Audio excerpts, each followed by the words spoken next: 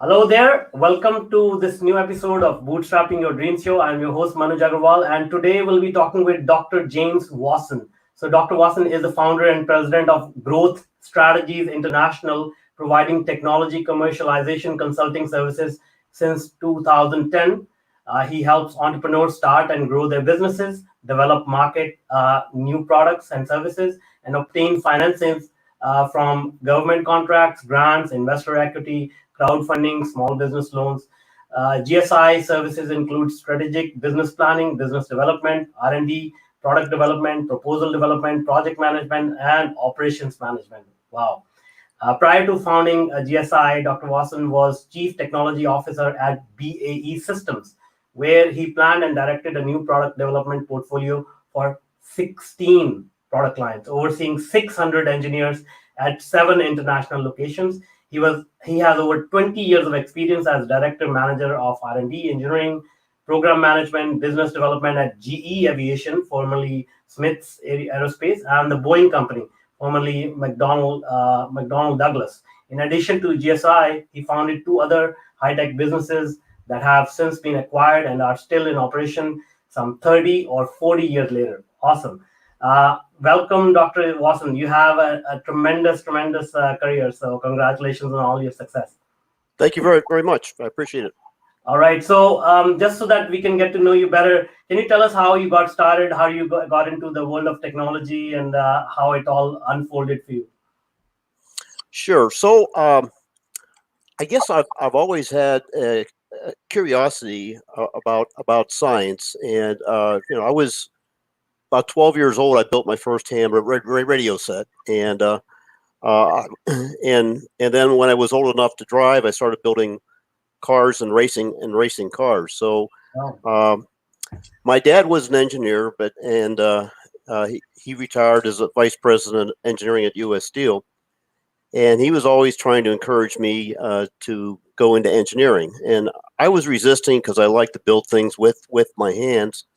And so I became an aircraft mechanic, and I was got my first job in St. Thomas, Virgin Islands, and I was working on seaplanes. And after that, I was out in Los Angeles working on avionics systems for corporate business jets. Mm-hmm. And I noticed that the same things kept breaking down, and so I would design a new component, a new system. And I would go see the engineers and said, try this one out, it'll last longer. And so they got kind of tired of me coming in there, making them look bad. And they said, well, why don't you become an engineer? Mm-hmm. And I said, well, I don't have an engineering degree. And they said, well, that's okay. The company will pay for you to go to college and get your degree while you work in engineering. Mm-hmm. So I found out I actually liked it. I actually liked working in engineering. And from there, I went on developing products, and so I started my career in aviation, and I went on to bigger companies and more responsibility. And as you said, my last position as chief technology officer at BAE Systems, I was managing product development for 16 product lines with 600 engineers at 7 locations. And in the meantime, I've spun out some companies of my own, and I'd like to tell you about ProLink is my favorite company. Sure. So when I was an engineer at McDonnell Douglas, before they were acquired by Boeing, I was working on the guidance and control system for the Tomahawk cruise missile. Yeah. And the Tomahawk cruise missile program was the Air Force had put up a constellation of GPS satellites for guidance for the cruise missile program. Mm-hmm. And it was the late 80s. They just had the initial constellation of 30 satellites in geosynchronous orbit, and there wasn't any commercial applications for GPS then. And so myself and another engineer was working on the program. We play golf every weekend. We said, hey, wouldn't this be neat on the golf course? Because we could be able to tell what the distance is between where we are and where the flag is. And gee, we could even map out the distance to like the bunkers and all the hazards, and it'll improve our score. It'll make the game a lot more fun. So we weren't thinking about starting a business. We were just a couple engineers goofing around. And so we built the thing, and then we decided, well, why don't we get a patent on it? So we applied for a patent, and then we said, well, maybe golf courses will buy this. So I was just getting my MBA at the time, and I was learning about value propositions. And so we went to the golf courses, and we showed them our product, and they said, well, what good is it? That's a good question. I mean, and I learned a valuable lesson then is that I find this a lot of entrepreneurs, they come up with a solution looking for a problem. Yeah. And that's the wrong way to go about it. And I learned the hard way, of course.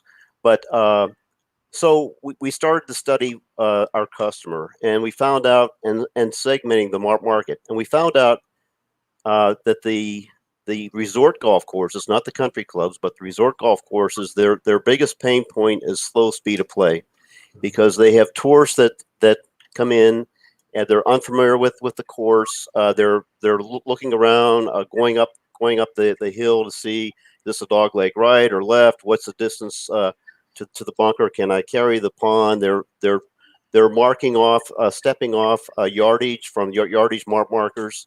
And the rangers are out there all the time, constantly trying to get them to move. So we said, well, so we formed a hypothesis, was that if you had situational awareness, you could increase the speed of play, which would increase revenue for the golf course. Yeah. And so we convinced a golf course to let us test our hypothesis out, and so we outfitted some courses, and we did time motion studies on the golf carts that had the GPS system on it, that had a screen that showed the location of where they are and to every hazard and the holes, and it proved out, we had the data, it proved out that we were able to increase the speed of play by 10 to 15%. Wow. So now they were interested. Now we're talking about increased revenue. And the other thing is, we can send back the location of all the golf carts to the clubhouse. The clubhouse will see where all the carts are. So if there is a jam point, you can send one ranger out to resolve that problem. You don't need an army of rangers. Mm-hmm.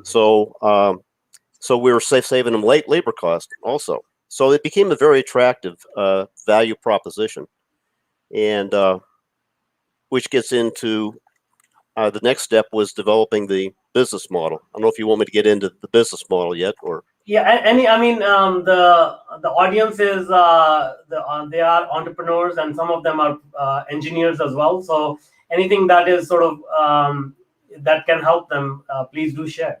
Okay, all right. So I'll finish the story. Yeah. Again, I was earning my MBA, and we're launching this product, and now we had customers who were interested, and they were saying, well, how much is it? Mm-hmm. And so, we figured out we have a typical golf course has about 80 carts, and we have to retrofit the 80 carts. We have to map out the course. We have to set up the base station. And so with a little bit of profit, it's going to cost about $100,000 for a course. Okay. And they throw up their hands. There's no way. I mean, our whole capital budget is $50,000 a year. We could do all the groundskeeping and that. So it was a showstopper. So we went back, sharpened our pencil, and came back to them and said, well, what if we install it at no cost, and we'll just lease it to you on a per round basis? And if you don't like it, we'll just unbolt it from the carts. So there was no risk for them. We would amortize a typical resort course. We would amortize our costs in about a year, and so we had 10 orders within 2 weeks. Wow. And so now we had to fulfill those orders and build inventory. Yeah.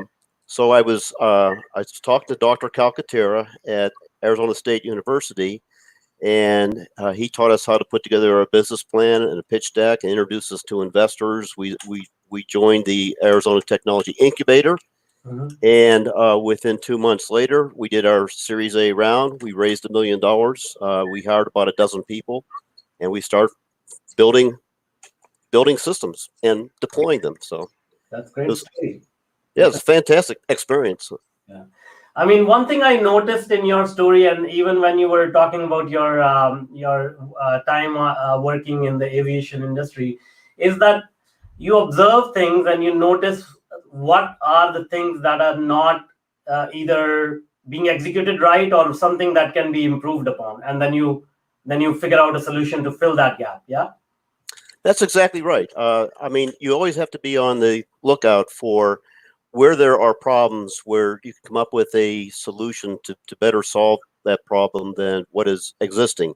Yeah. So, when a value proposition has to be such that your potential customer is looking at the cost versus the benefits, and the benefits must outweigh the cost to make them decide that they're going to buy your product. Yeah. So I'll give you another example. When I was working as an aircraft engineer, we were on these business jets. We were when you put together an avionics system on a business jet, they come from all different manufacturers, and you need to build a what's called an annunciator coupler box that takes all the inputs from all the spare systems and couples them to the cockpit caution and warning system. And so there's a lot of conversions that have to go on within that box. And what we were doing was, for every business jet, we were designing a separate custom box for that jet because they all had different systems on them. Okay. So I did an analysis, and I took a look at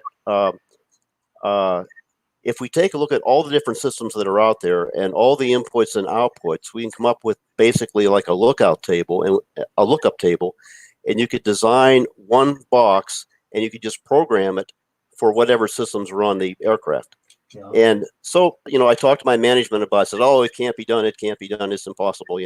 So I said, "Well, I got 2 weeks vacation coming. I'd like to take my vacation now." So I went home. I made the drawings. I built the box. I designed the circuit boards. And I put the whole thing together. And I came in after vacation. I said, "You plug this in any aircraft, and it'll work." And wow. It's still in production today. That was 30 years ago. Amazing. So one thing, I mean, obviously you have a very keen eye to look at these problems, but I want to understand what, in your opinion, is different about you. How do you see the world differently than a lot of other people? Because they look at the same thing and they don't see any opportunity. They don't see any way of improving things. So what is different there?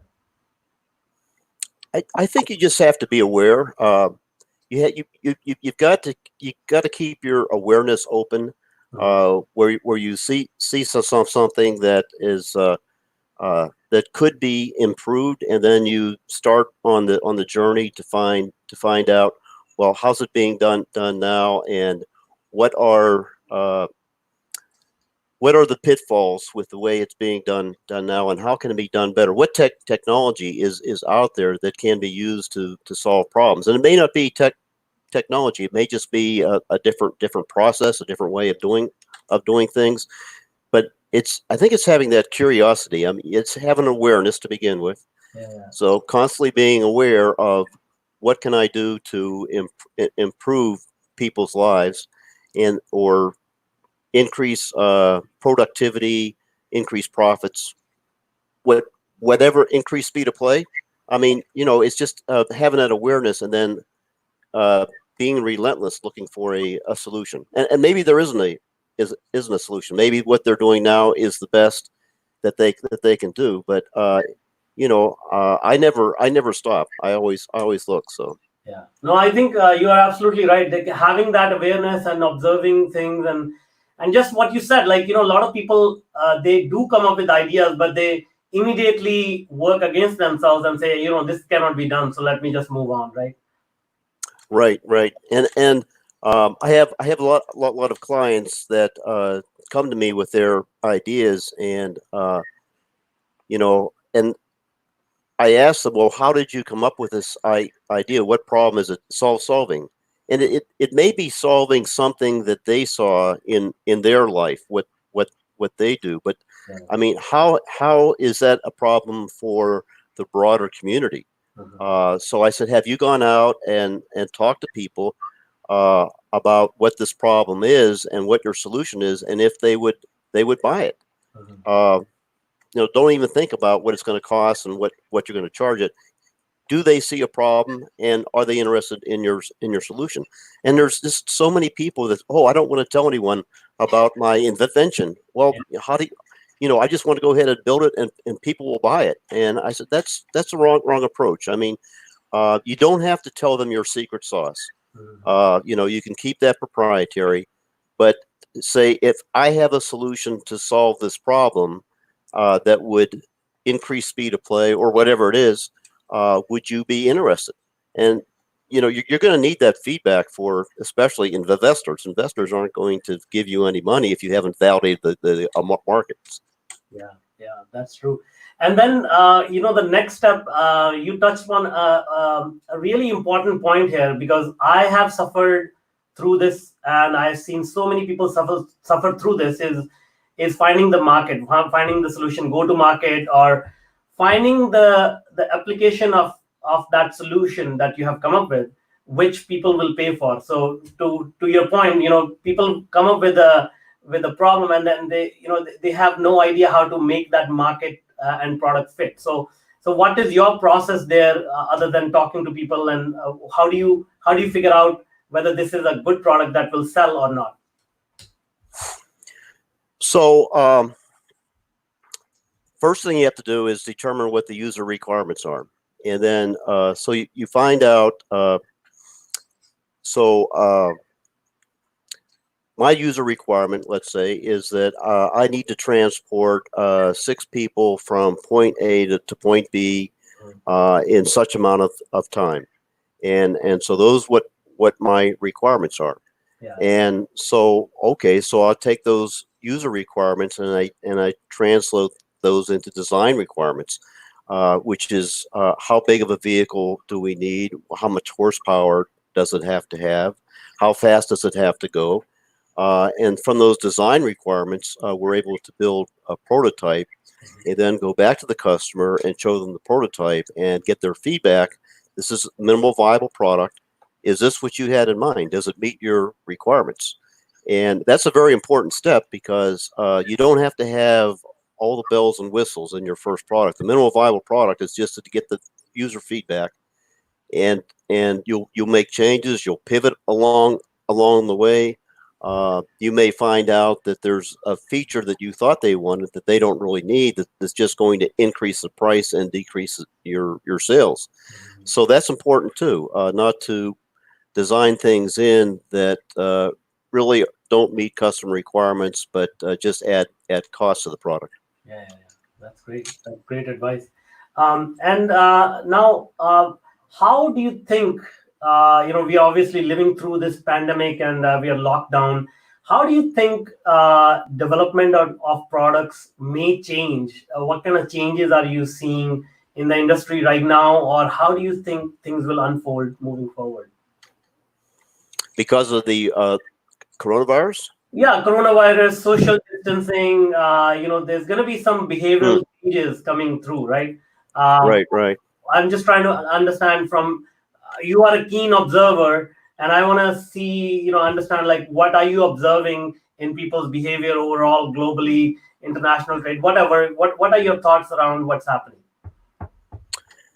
So that's a good quick question, because I just did a study for a client who was looking at what are the. I do a lot of work with clients in helping them write grant applications, and the grants are a tremendous way to bootstrap your company, because from the U.S. side anyway, it's free government money to develop your product, and you own the intellectual property, and so I've been getting requests from clients that, with the COVID-19 virus, are there new opportunities to address the pandemic? And I was surprised when I went out and did a search of all the different federal agencies.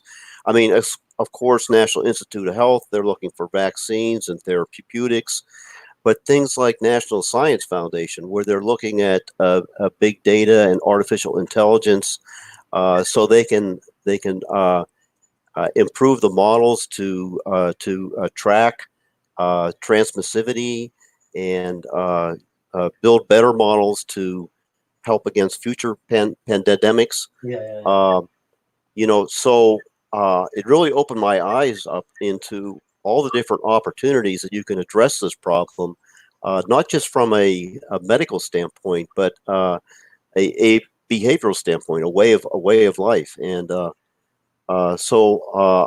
if you go to my website, I have a link on there to the National Science Foundation solicitation for COVID-19, and you can see a list of all the different things that they're asking for. My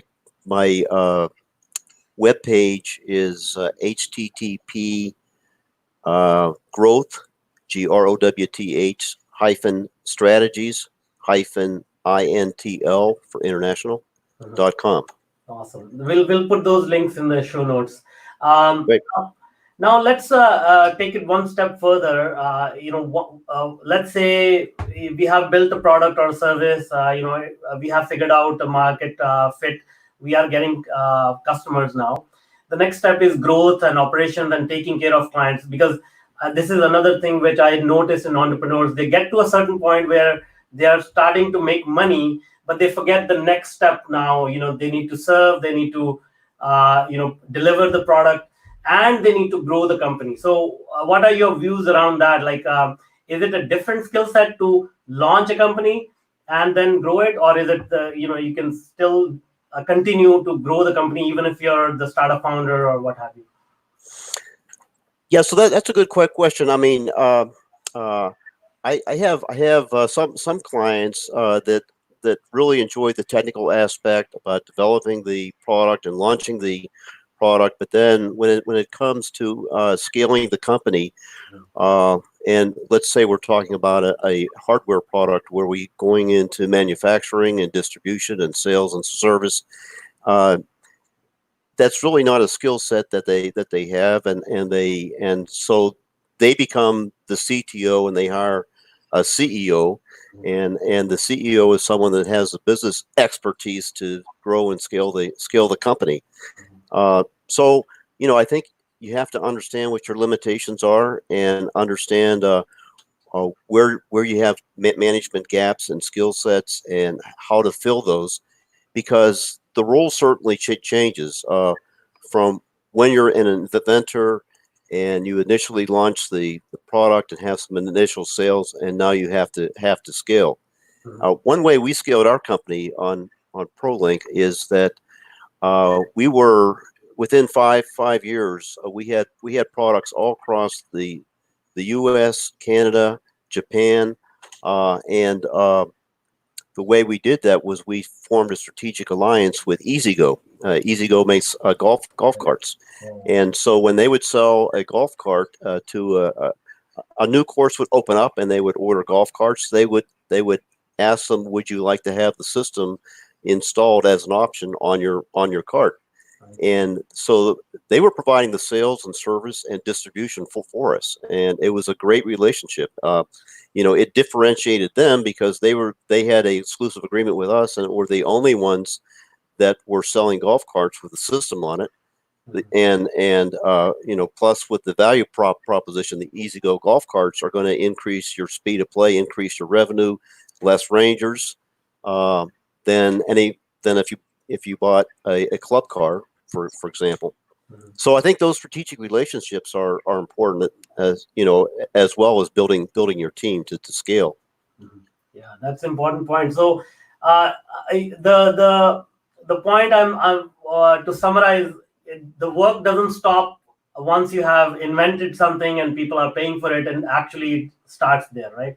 Because now you need to take it out there, make sure that it works and scales and all that.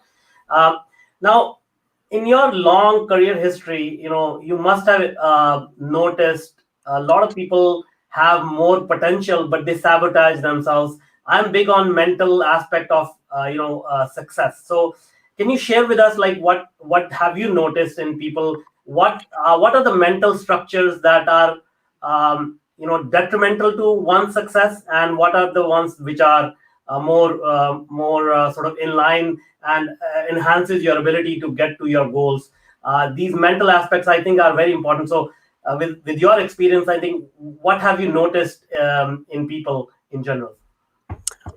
So that's a good question. I really enjoyed your last show, and Andre Papa was on, and he was talking about opportunity exchanges and how important it is to have a positive mental attitude, that people go around with these bad impressions of themselves, and because of that they're trapped. And it couldn't be he was so true. I think people just don't realize the potential that they have. Early on in my career, I read a book by Napoleon Hill, Grow Rich with Peace of Mind. And it was a fantastic book, and I've read several other of his books. But I mean, your potential is limitless, and you should never stop trying. You should never give up. Any failure is an opportunity to learn. So for many new businesses, they're going to run into a lot of roadblocks, and they just have to learn from that and move on, because it's going to make you stronger. And that's a really good advice, and a lot of people understand that inherently. But especially in a time like this, when I talk to people, they say, okay, how do you think I can be hopeful? How do you think I can be positive when I don't know what is going to happen tomorrow? When I don't know, whether I'll be able to survive this crisis, whether the economic fallout will be too big for me to handle for my family and whatnot. So how do we comfort them? What kind of hope we can give them?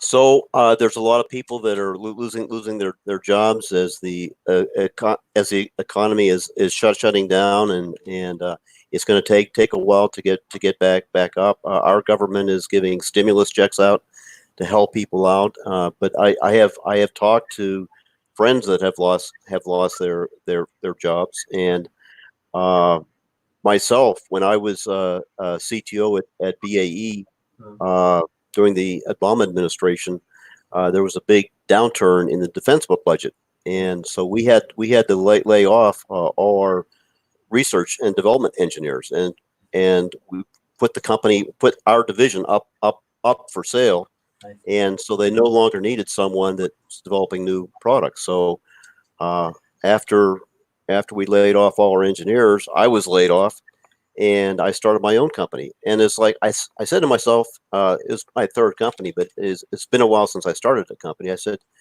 I should have done this a long time ago. This is a great opportunity, and I've loved it ever since. So I tell people that look at adversity as a potential for opportunity.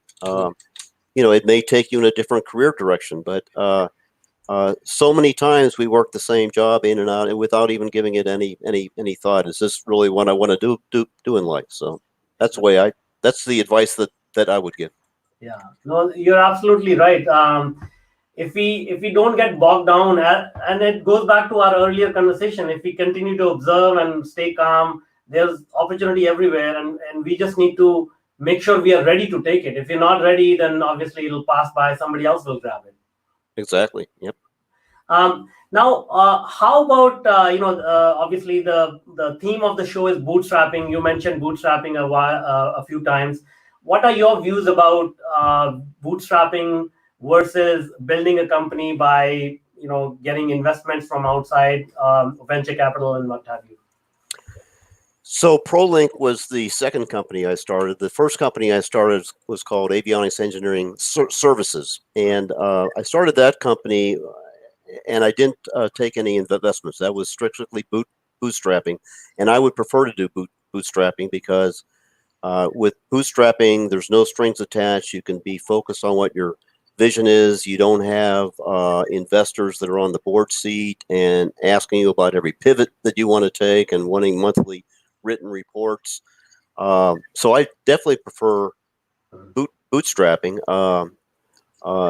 The other thing is that not giving up equity in your company, having full ownership. So the first company avionics engineering services. That was started because the company I was working for, Air Research Aviation, which is now bought by Honeywell, makes jet engines.